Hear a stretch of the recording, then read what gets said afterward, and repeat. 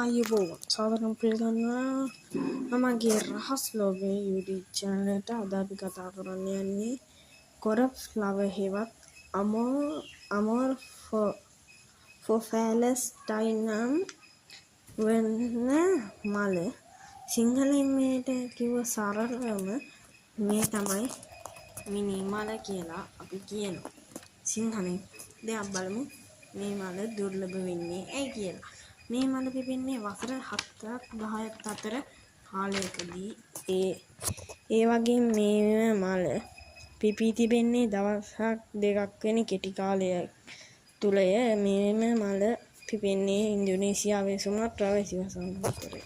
මේ මල පිපුණාම අත්තම මාස්ක් වෙච්ච ගඳ තමයි එන්නේ. මේ මල පිපුණාම කුණුණු මස්සල ගඳ තමයි එන්නේ. මේක